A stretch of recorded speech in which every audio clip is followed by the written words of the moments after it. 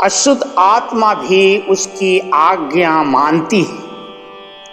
प्रियजन, आज के सुसमाचार में एक व्यक्ति की अब बीती है जो अशुद्ध आत्मा के वश में था। वह कब्रों में रहा करता था। इतना ही नहीं, बेड़ियों और जंजीरों को भी तोड़ देता था। वह यीशु को दूर से ही देखकर दौड़ता हुआ आया और उन्हें दंडवत कर ऊंचे स्वर में चिल्लाने लगा, यीशु नासरी, सर्वोच्च ईश्वर के पुत्र।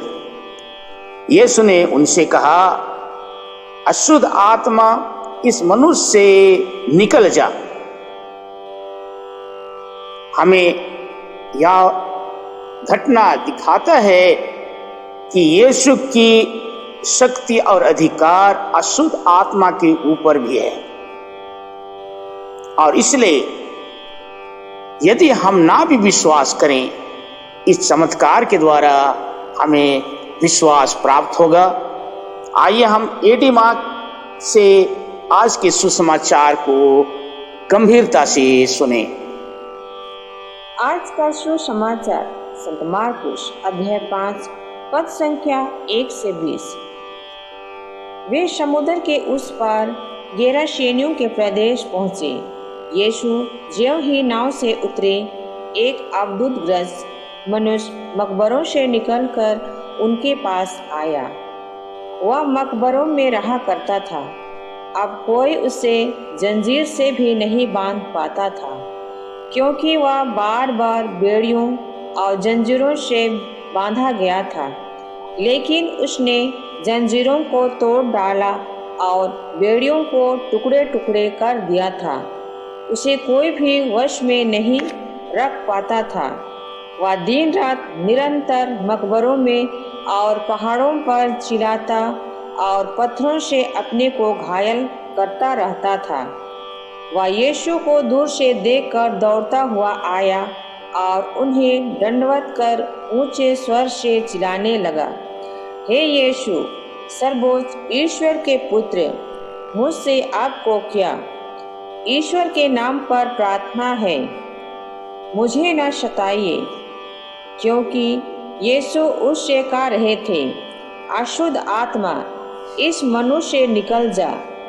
यीशु ने उससे पूछा, तेरा नाम क्या है?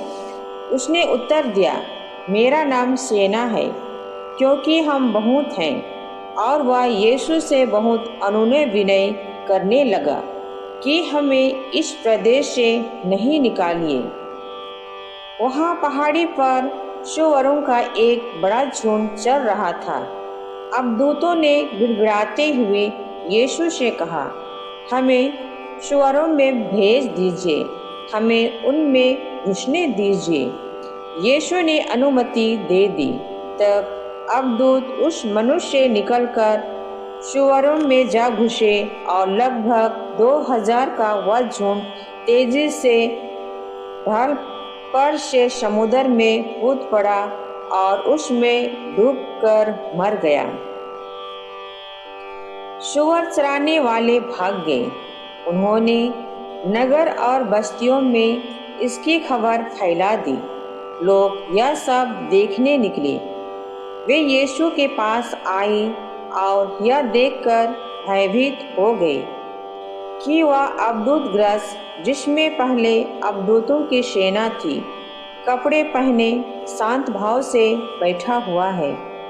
जिन्होंने यह सब अपनी आंखों से देखा था, वे लोगों को यह बतलाने लगे कि अबदूतग्रस्त के साथ क्या हुआ और सूअरों पर क्या क्या बीती। तब गेरासेनी यीशु से निवेदन करने लगे कि वह उनके प्रदेश से चले जाए। यीशु नाव पर चढ़ ही रहे थे कि अबदूतग्रस्त उनसे विनती करने लगा कि मुझे अपने पास रहने दीजिए।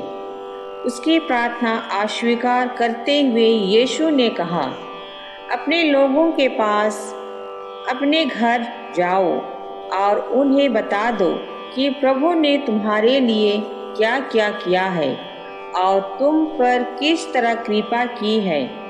वह चला गया और सारे देकापोलिस में यह सुनाता फिरता था कि यीशु ने उसके लिए क्या क्या किया है, और सब लोग अचंभे में पड़ जाते थे। आज का दिव्यवाणी मुझे, मेरे बच्चे और मेरे परिवार को आशीर्वाद से भर दे। आमीन।